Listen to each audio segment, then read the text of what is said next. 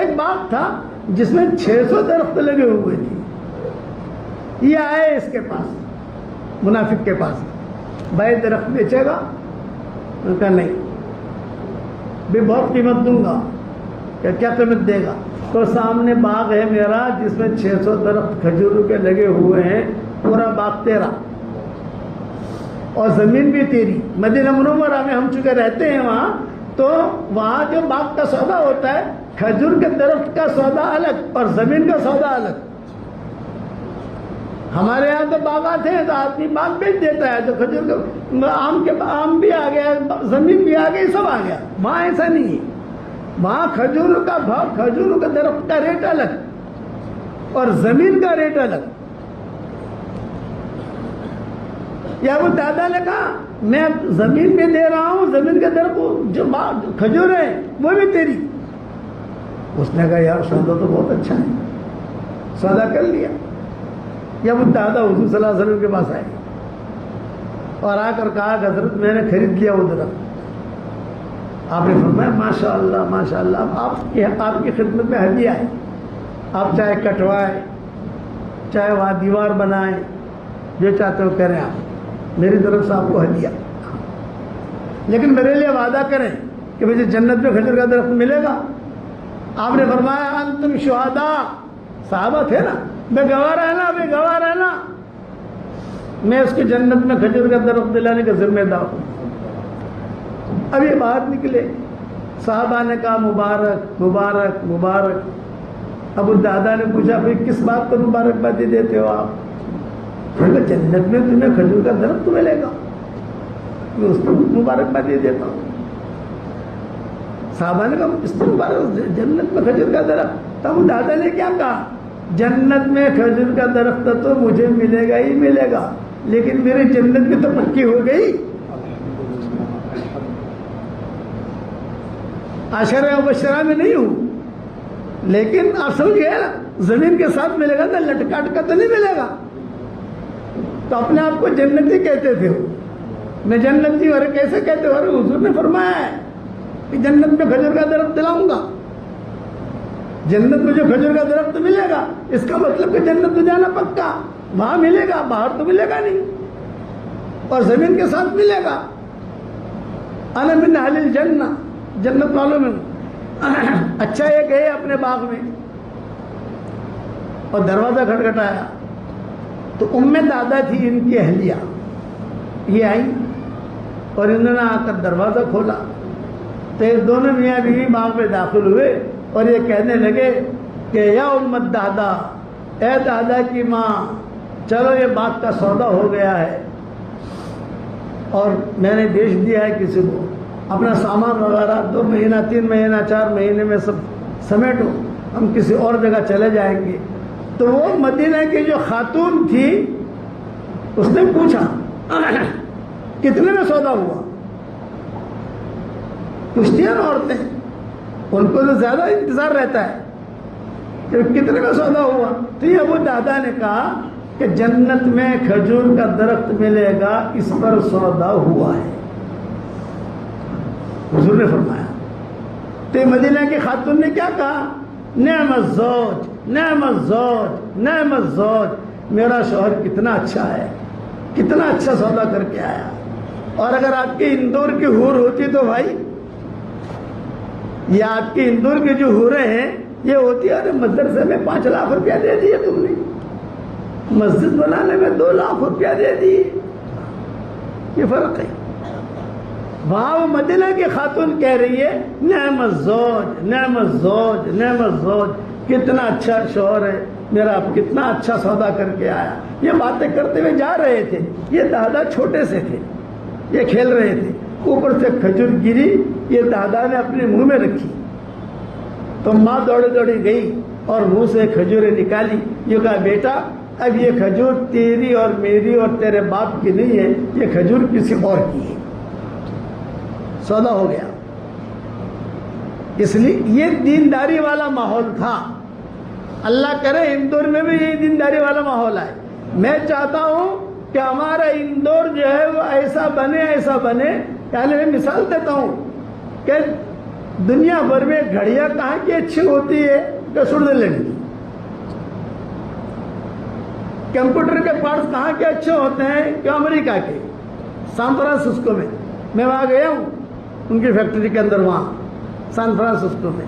سین ہوزے ایک جگہ ہے, سین ہوزے, وہاں ان کی فیکٹریاں ہیں سبھی چیزوں کی. بے اچھا موبائل دنیا بھر میں کہاں ملتا ہے؟ یہ کہا امریکہ میں, لاس اینجلس میں ان کی فیکٹری ہے وہاں پر. یہ کہا بھی اچھی کاریں کہاں ملتی ہیں؟ ان کا جرمن میں. تو دنیا بھر میں یہ آواز لگے گی, اگر اندور والوں کی زندگی میں دین آ گیا تو دنیا بھر میں یہ آواز لگے گی, اچھی گھڑیاں چاہیے سوئٹزرلینڈ چلے جاؤ, اچھے موبائل چاہیے امریکہ چلے جاؤ, اچھے کمپیوٹر چاہیے جاپان چلے جاؤ, اچھے کمبل چاہیے اٹلی چلے جاؤ. لیکن اگر اچھے انسان دیکھنا ہے تو اندور چلے جاؤ. اچھے انسان دیکھنا ہے, اچھے مرد دیکھنے, اچھی عورتیں دیکھنی ہے, آپ اندور چلے جاؤ, وہاں پر آپ کو ملیں گے اچھے لوگ. اور یہ دینداری کے بغیر نہیں ہوگا, لوگ دیکھنے کے لیے آئیں گے, آپ کی مسجدیں دیکھنے آئیں گے. آج تو یہ معاشرے نے ہمیں خراب کر دیا ہے. یہ جو معاشرہ ہے نا, یہ معاشرے نے ہمیں خراب کر دیا, ہمارے بچوں کو خراب کر دیا. کسی زمانے میں عورتوں میں اتنی دینداری ہوتی تھی کہ جب شوہر کھانے کمانے کے لیے یا اپنے کاروبار کے لیے نکلتا تھا تو یہ دیندار خاتون دروازے پر آ کر کھڑی ہو جاتی تھی اور ایک جملہ کہتی تھی, یا رجل اتق اللہ فینا, اے میرے پیارے شوہر ہمارے بارے میں اللہ سے ڈرتے رہنا. تم روزی روٹی لانا, حلال لانا, حرام مت لانا. ہم فاقہ برداشت کر سکتی ہیں, جہنم کی آگ برداشت نہیں کر سکتی. حرام لاؤ گے تو جہنم میں جانا پڑے گا, حلال لاؤ گے تو جنت میں جائیں گے ہم. یہ جملہ کہتی تھی, یا رجل اتق اللہ فینا, ہمارے بارے میں اللہ سے ڈرتے رہنا. علم تھا عورتوں کے اندر, دینداری تھی, پاکیزگی تھی. لیکن یہ کب آتا ہے؟ گھر کا معاشرہ بنانے سے. اپنے گھر کا معاشرہ بناؤ, گھر کا معاشرہ بناؤ. بچوں سے اتنی محبت مت کرو گے, یہ محبت آپ کو جہنم میں لے جائے. بیوی سے اتنا پیار نہیں کہ اس کو یہ محبت جہنم میں لے جائے. ہر چیز کی حد ہے, حد کے ساتھ رہو.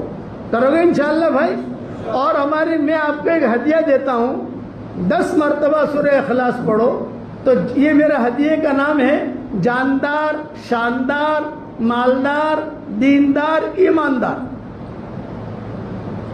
10 مرتبہ سورہ اخلاص پڑھو, جنت میں ایک محل فوراً تیار ہو جائے گا.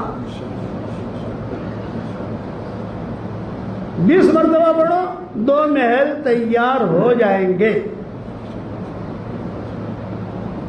30 مرتبہ پڑھو, 3 محل تیار ہو جائیں گے یقینی. کل ملیں گے, پرسوں ملیں گے, ترسوں ملیں گے, یہ نہیں. تو اس لیے اندور میں پراپرٹیاں بہت بنائی, اور میں کہتا ہوں اللہ تعالیٰ آپ کی اور ہماری پراپرٹی میں خوب برکت بھی دے. لیکن اب جنت میں پراپرٹی بناؤ گے انشاءاللہ. اس کے ایک تصویر دے دیں. اس کے لیے میں تشکیل کرتا ہوں, روزانہ 313 مرتبہ سورہ اخلاص پڑھنے کی عادت ڈالو. اور 313 مرتبہ پڑھنے کا کیا طریقہ ہے وہ سمجھاؤں. فجر کی نماز کے بعد 65 مرتبہ پڑھ لو, ظہر کی نماز کے بعد 62 مرتبہ پڑھ لو, عصر کی نماز کے بعد 62 مرتبہ پڑھ لو, مغرب کی نماز کے بعد 62 مرتبہ پڑھ لو, اور عشاء کی نماز کے بعد 62 مرتبہ پڑھ لو. یہ 313 ہو گیا. تو روزانہ 313 مرتبہ اگر آپ سورہ اخلاص پڑھنے کی عادت ڈالو گے یا ڈالو گی انشاءاللہ, تو روزانہ 31 بنگلے جنت میں تیار ہو جائیں گے انشاءاللہ. اور 104 مرتبہ قرآن شریف پڑھنے کے برابر اللہ ثواب دے گا. اتنا میٹھا مولوی انشاءاللہ اندور میں نہیں ملے گا آپ کو, جتنا آسانی سے سمجھاوے آپ کو. اور میں نے دعا کرنی شروع کی, اے اللہ جہاں کے لوگ اچھے ہوں تو مجھے اب لے جا وہاں، خراب لوگ وہاں مجھے لے ہی مت جا۔ کروڑوں شاگرد بن گئے دنیا کے اندر، ہر آدمی بلاتا ہے کھانے کے لیے۔ اللہ تیرا بندہ اور بندی تجھے جو پسند ہو اس کے گھر میں داخل کر، اس کا کھانا کھلا مجھے۔ ہر جگہ جا نہیں سکتے، بڑا پہ ڈیرا ڈال دیا۔ تو آپ یہ بنگلے بناؤ گے انشاءاللہ 31 بنگلے روزانہ؟ ارے ہاتھ تو کہو میرے بھائی، ہمیں بھی تو خوشی ہو یار کہ ہمارا دھندا ہو گیا الحمدللہ۔ 313 مرتبہ سورہ اخلاص پڑھنے کی عادت ڈالو، 313 مرتبہ درود شریف پڑھنے کی عادت ڈالو، 313 مرتبہ استغفار کی عادت ڈالو انشاءاللہ۔ اس کے بعد جو دعا مانگو گے اللہ آپ کی دعا قبول کرے گا۔ اور یہ میری تصویر ہے، اس کا نام ہے جاندار، شاندار، مالدار، دیندار، ایماندار۔ تو میں جہاں جاتا ہوں سب کو تو دے نہیں سکتا، لیکن وہاں کا جو امام ہوتا ہے میں اس کو دے دیتا ہوں۔ یہ میری طرف سے ہدیہ ہے، سنبھال کے رکھنا ہے انشاءاللہ۔ یہ نوٹیں بہت لائے گی انشاءاللہ، حلال مال لائے گی، حلال مال انشاءاللہ، اللہ بہت برکت دے۔ تو آپ یہ میرا وظیفہ کرو گے انشاءاللہ۔ 313 مرتبہ سورہ اخلاص، 313 مرتبہ درود شریف، 313 مرتبہ استغفار، یہ ہو گیا۔ اب ایک وظیفہ اور بتاتا ہوں آپ کو۔ لوگ آج کل بہت پریشان ہیں کاروباری سلسلے میں۔ گھر میں جاؤ یا مکان میں آؤ تو زور سے سلام کرو، السلام علیکم، السلام علیکم، یہ نہیں ہمارے ماحول میں السلام علیکم، السلام علیکم، وعلیکم السلام، یہ سب جو ہے الائے بلائے لانے والے سلام ہیں۔ ان سلاموں میں بددعائیں ہوتی ہیں۔ صحیح سلام یہ ہے السلام علیکم ورحمۃ اللہ وبرکاتہ۔ جب بھی گھر میں جاؤ یا دکان پر جاؤ یا آپ کی فیکٹری میں جاؤ یا آپ کی زمین پر جاؤ، کہیں پر بھی جاؤ آپ کی پراپرٹی ہے، ایک مرتبہ زور سے سلام کرو، ایک مرتبہ درود شریف پڑھو، ایک مرتبہ سورہ اخلاص پڑھو۔ یہ 3 کام کرو انشاءاللہ، پھر دیکھو اللہ تعالیٰ اتنا مال دے گا اور حلال دے گا۔ عام طور سے حرام مال زیادہ ہوتا ہے، حلال کم ہوتا ہے، لیکن اس میں حلال مال اللہ بہت زیادہ دے گا۔ تو یہ عادت ڈالو، آپ اپنے بچوں کی عادت ڈلواؤ۔ گھر میں داخل ہوتے ہی، دکان میں داخل ہوتے ہی، کوئی ہو یا نہ ہو، گھر میں کوئی نہیں ہے، کبھی دکان میں کوئی نہیں ہے، آپ کھول رہے ہیں، کوئی بات نہیں، آپ کے نوکر کھول رہے ہیں، ان کو بتا دو بھائی دیکھو آپ کو جب جاؤ تو زور سے سلام کرو، ایک مرتبہ درود شریف پڑھو، ایک مرتبہ سورہ اخلاص پڑھو، پھر اپنا دھندا شروع کرو، اللہ بہت برکت دے گا۔ حدیثوں میں آتا ہے ایک صحابی نے حضور صلی اللہ علیہ وسلم سے درخواست کی تھی کہ میری مال میں برکت نہیں، حضور نے یہ وظیفہ بتایا تھا تم یہ کرو۔ تو بات کئی دنوں کے بعد ملاقات ہوئی، کیا حال ہے؟ اللہ نے اتنی برکت دی، اتنی برکت دی، اتنی برکت دی کہ میں نے رشتہ داروں پر خرچ کیا پھر بھی مال بچ گیا، تو میں نے مدینہ والوں پر خرچ کیا پھر بھی مال بچ گیا، پھر لوگوں پر خرچ کیا مال بچ گیا، اب بھی بہت مال رکھا ہوا ہے، تو میں کیا کروں؟ یہ حضور سے پوچھا کہ میں کیا کروں اب اس مال کا۔ اس کے حوالے سارے میری کتاب بکھری ہوتی میں نے لکھ دیے۔ میں سفر میں ہوں، اس لیے سفر میں تو حوالے یاد رہتے نہیں ہیں، لیکن ہماری کتابیں جو ہے نا بکھرے موتی ہے، نام سنا ہوگا آپ نے بکھرے موتی اور مومن کا ہتھیار۔ اب تو قرآن کا ترجمہ بھی ہمارا آ گیا ہے، ریاض القرآن کے نام سے آ گیا ہے۔ پلے اسٹور پر جائیے آپ تو وہاں دیکھیے ریاض القرآن کے ترجمہ آپ کو ملیں گے، 13 سطری میں ملے گا، 15 سطری میں ملے گا، 7 سطری میں ملے گا۔ اب تو انگریزی ترجمہ بھی چھپ گیا الحمدللہ، اور اسی طریقے سے رومن انگلش میں بھی چھپ گیا، ہندی میں بھی چھپ گیا، گجراتی میں بھی چھپ گیا، سب جگہ جو ہے اللہ نے ترجمے چھاپ دیے۔ کچھ جو ہے پلے اسٹور پر آ رہے ہیں، کچھ نہیں آ رہے ہیں، کچھ وجوہات کی بنا پر، لفظ و لفظ ترجمہ بھی آ گیا اللہ کے فضل و کرم سے، وہ بھی چھپ گیا، ابھی مارکیٹ میں آیا نہیں ہے، 10-15 دن میں انشاءاللہ آ جائے گا۔ کیوں 10-15 دن میں انشاءاللہ دکان پر پہنچ جائے گا انشاءاللہ۔ ترجمہ پڑھو، اتنا آسان میں نے ترجمہ کیا ہے کہ مقدمے میں لکھا ہے حشر کے میدان میں یہ مت کہنا کہ کسی نے اتنا آسان کر کے ہمیں ترجمہ نہیں دیا تھا۔ یہ میں نے مقدمہ میں لکھا ہے. بہت آسان کرنے کی کوشش کی ہے، عام آدمی سمجھ سکے. تو پڑھو گے انشاءاللہ. اور میں ہمیشہ دعا کرتا ہوں اس کے لیے جو میرے لیے دعا کرتا ہے. اگر آپ میرے لیے دعا کرو گے تو میری دعا میں انشاءاللہ پارٹنر رہو گے. پھر ہمارے کام میں پارٹنر، جو میرے لیے دعا کرے وہ میرے کام میں پارٹنر، ترجمہ میں پارٹنر، سبق میں پارٹنرشپ، مومن کے ہتھیار میں پارٹنر، سب جگہ وہ پارٹنر میرے لیے دعا کر رہے ہیں. اپنی دوستی اتنی ہے، ہمارا چندہ یہی ہے کہ ہمارے لیے دعا کرو، جو بتایا اس پر عمل کرو.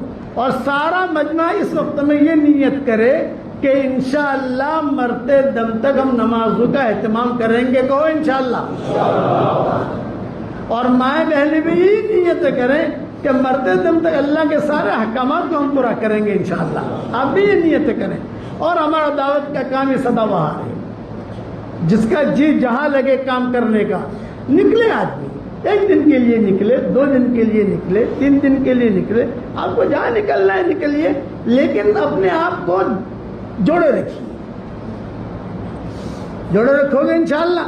اللہ تعالیٰ مجھے بھی عمل کرنے کی توفیق عطا فرمائے، آپ کو بھی عمل کرنے کی توفیق عطا فرمائے. آخر میں ایک نصیحت کرتا ہوں، زبان کا میٹھا بول جو لوگوں کے دلوں کو جوڑ دے 1 کروڑ نفلوں پر بھاری ہے. اور زبان کا کڑوا بول جو لوگوں کے دلوں کو توڑ دے 1 کروڑوں گناہوں پر بھاری ہے. جہنم میں سب سے پہلے کون جائے گا؟ یہ حدیث سن لو. مشرکین جائیں گے؟ ان کا نا. جہنم میں سب سے پہلے یہودی جائیں گے؟ ان کا نا. جہنم میں سب سے پہلے نصارہ جائیں گے؟ ان کا نا. جہنم میں سب سے پہلے دہریے جائیں گے؟ ان کا نا. تو کون جائے گا جہنم میں سب سے پہلے؟ وہ دین کے کام کرنے والے جہنم میں سب سے پہلے جائیں گے جن کی نیتوں میں کھوٹ تھا. ان کی وجہ سے اللہ ان لوگوں سے جہنم کو بھڑکائے گا. یسعر، اللہ بھڑکائے گا. دین کا کام کرو، اللہ کے لیے کرو.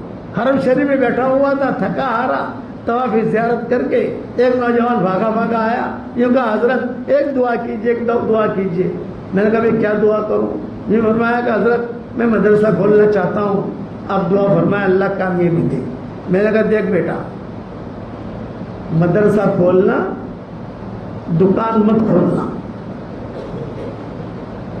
سمجھدار آدمی تھا، رو دیا ہے. کہنا والا میری تو دکان کھولنے کی نیت تھی کہ مدرسہ کھولوں گا تو کیا بیٹا بھی بیٹھ جائے گا پڑھانے کے لیے، داماد بھی آ جائے گا، اور چندہ تو آ ہی جاتا ہے فری کے اندر. سمجھ گئے نا؟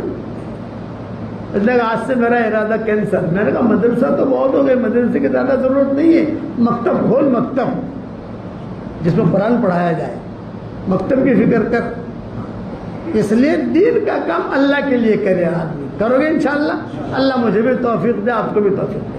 کہ حضرت عبداللہ کا نکاح حضرت آمنہ کے ساتھ اس وقت ہوا جب حضرت عبداللہ کی عمر 17 سال کی تھی. اکثر علماء کا اس پر اتفاق ہے. اور کچھ ہی دن انہوں نے بیوی کے ساتھ گزارے ہیں. کچھ ہی دن، جیسے ہاشم نے سلمہ کے ساتھ کچھ ہی دن گزارے تھے، اسی طریقے سے کہ عبداللہ نے بھی کچھ ہی دن اپنی بیوی کے ساتھ گزارے. لیکن چونکہ یہ جوان ہو چکے تھے، انہیں شکار کا بہت شوق تھا. عبداللہ کو بہت شوق تھا، یہ اکیلے شکار کھیلنے جاتے تھے. ایک مرتبہ ایک بہت بڑا حادثہ ہوا، جب میں کل بتانا آپ کو بھول گیا، وہ سن لو، پھر اگلی تفصیل انشاءاللہ بیان کروں گا.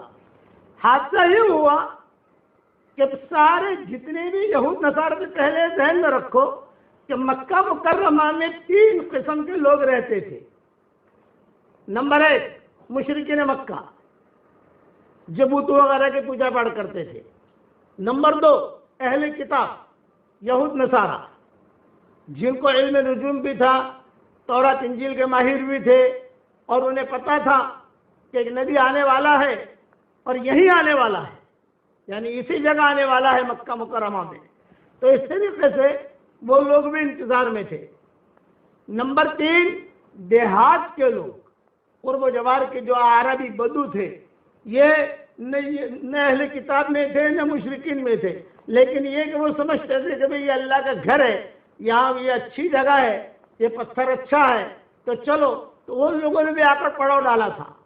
تو حضور صلی اللہ علیہ وسلم کے والد کے متعلق مشرکین مکہ زیادہ انٹرسٹ نہیں لیتے تھے، اس لیے انہیں پتہ ہی نہیں آدمی کون ہے، دیہاتی انٹرسٹ نہیں لیتے تھے، لیکن یہود نصارہ انٹرسٹ لیتے تھے، یعنی پورا جو ہے ان کا خیال کرتے تھے۔ ایک خیال کرتے تھے کا مطلب کہ ان کا واچ میں رہتے تھے، جاسوسی میں رہتے تھے کہ یہی آدمی ہے، یہی ہے۔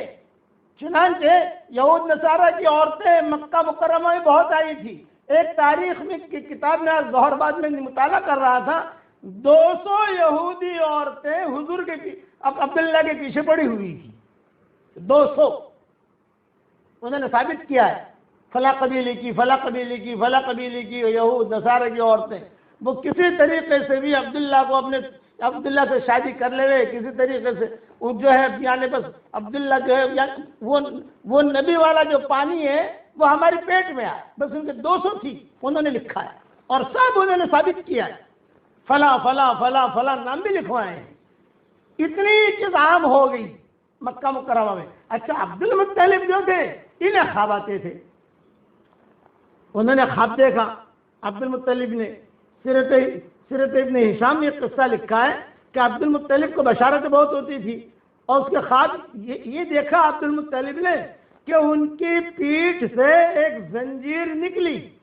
وہ جو عبداللہ کے ساتھ حادثہ ہوا وہ بات میں سناؤں گا، پہلے یہ یاد آ گیا، یہ سنا دوں کہ عبد المطلب کے پیٹھ میں سے ایک زنجیر نکلی، اس زنجیر کا ایک حصہ آسمان میں اور ایک حصہ زمین میں، اور ایک حصہ مشرق کی جانب، دوسرا حصہ مغرب کی جانب۔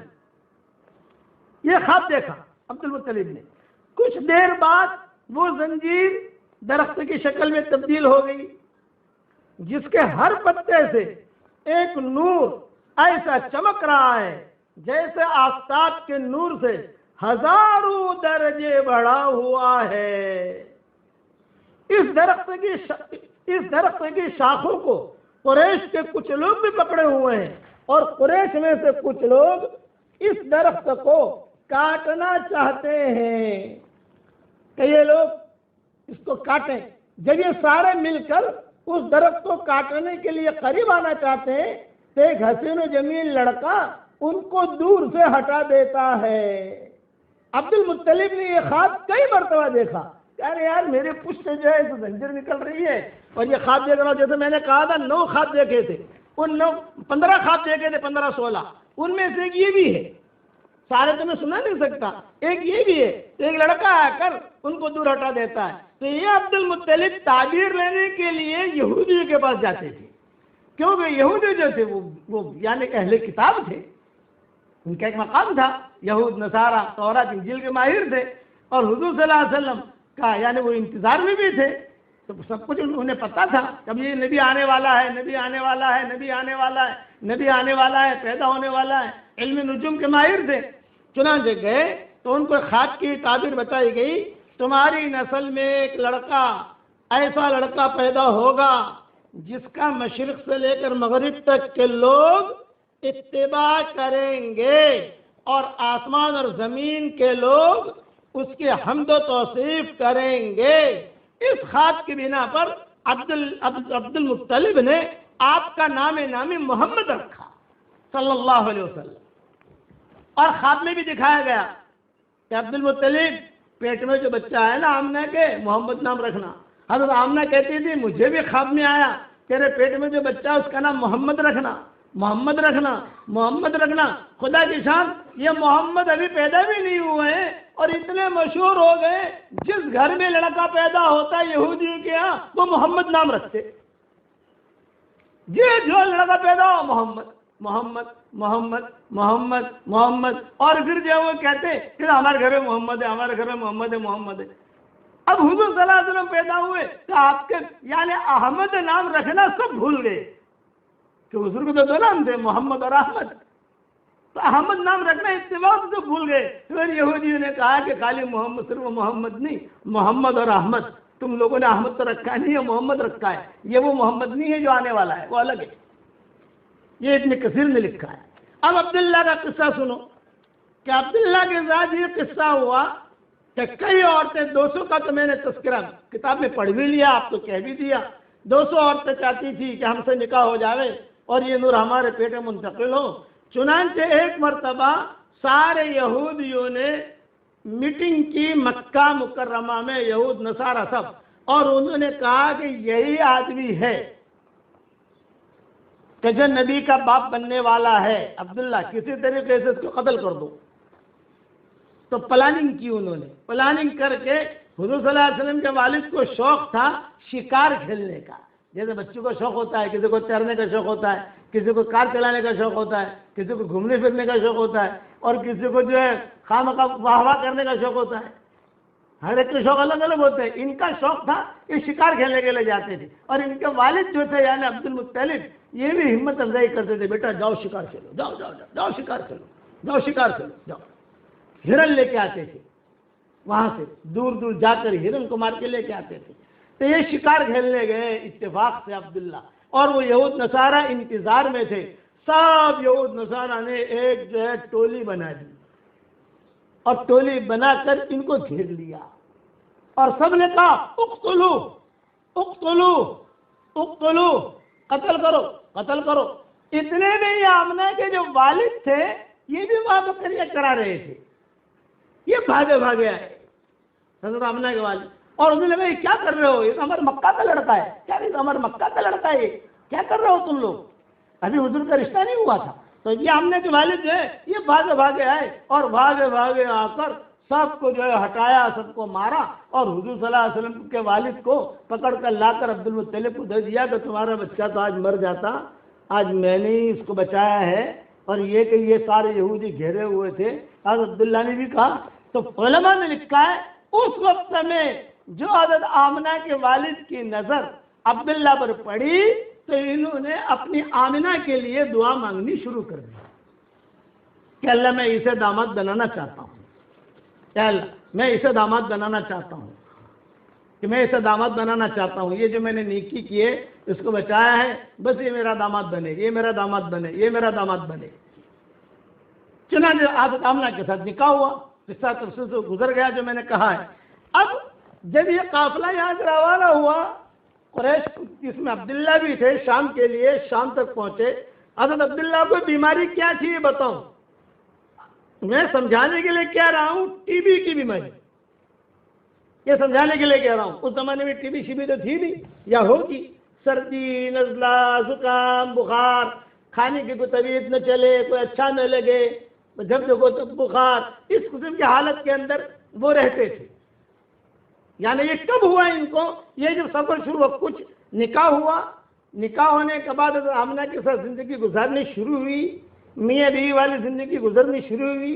کچھ ہی دن جو ہے وہ رہے تو عبد المطلب نے کہا کہ بیٹا اب تمہارا نکاح ہو گیا ہے، بیوی بھی آ گئی، بچہ بھی ہوگا، تو خرچے بڑھیں گے تمہارے، کوئی دھندا بندہ کرو. ابا کیا کرو دھندا؟ انہوں نے کہا شام جاؤ. چلو میں جماعت بناتا ہوں.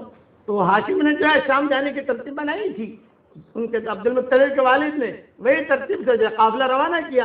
یہ بھی گئے، لیکن اچھا شام پہنچے بھی، یہ نہیں کہ شام نہیں گئے، دھندا بھی کیا. اب دھندے میں نفع ہوا نقصان ہوا وہ بڑی تفصیل ہے اس کی، لیکن یہ کہ واپسی میں مدینہ منورہ آ کر انہوں نے قیام کر لیا اور سارا قافلہ واپس آیا. عبد المطلب انتظار میں تھے. پوچھا بھئی کہاں ہے عبداللہ؟ نے کہا وہ تو بیمار ہو گیا. چنانچہ حضرت آمنہ جو تھی یہ بھی انتظار میں تھی، کیا آئے گا میرا شوہر، آئے گا میرا شوہر آئے گا. اطلاع ملی کہ طبیعت بہت خراب ہے ان کی. حارث کو بھیجا عبد المطلب نے. حارث یہ بڑا بیٹا تھا، یہ بھی دیر سے پہنچے، راستے میں ان کا بھی کچھ ساتھ کے ساتھ قصہ ہو گیا حارث کا. وہ گئے تو بھائی کو دیکھنے وہاں، کبھی وہاں جا کر عبداللہ کو دیکھوں، کوئی معاملہ ہو گیا. 10 دن میں پہنچنا ہے، 15 دن میں پہنچے، 20 دن میں پہنچے، دیر ہو گئی. وہاں جب پہنچے، وہاں پہنچ کر لوگوں نے کہا کہ بھئی ہم نے تو جو ہے عبداللہ کو بہت بچانے کی کوشش کی، وہ بچ نہیں سکا، اور نابغہ کے مکان میں ہم نے دفن کر دیا وغیرہ وغیرہ. اب یہ حارث کو یہ ہوا کہ باپ کو جا کر کیا کہوں گا اور بھابھی کو کیا کہوں گا. حضرت آمنہ تو بھابھی ہوئی, یہ کہا بھابھی کو کیا کہوں گا, باپ کو کیا کہوں گا, عبد المطلب کو کیا کہوں گا, مکہ والوں کو کیا کہوں گا. اچھا بعض لوگوں نے یہ بھی لکھا ہے کہ چونکہ جب یہ مدینہ آئے عبداللہ تو مدینہ تو یہودی سے بھرا ہوا تھا, تو بھرے ہوئے تھے یہودی, وہ بھی دیکھنے آتے تھے. ہاذا ہوا تھا, ہاذا ہوا تھا, ہاذا ہوا تھا, ہاذا ہوا تھا. یہی ہے وہ نبی کا جو باپ ہے وہ یہی ہے, نبی کا جو باپ ہے وہ یہی ہے. وہ کیسے پہچانتے تھے؟ تو بعض علماء نے لکھا ہے کہ ان کی پیشانی پر یا ان کے ہاتھوں پر یا ان کے ہونٹ پر یا ان کے ناک پر یا کان پر جو تل تھے وہ تل سے پہچانا انہوں نے کہ یہ ہے. ہماری کتابوں میں یہ لکھا ہے, یہ آخری نبی کا ابا یہ نظریں بھی لگی, بیماریاں بھی.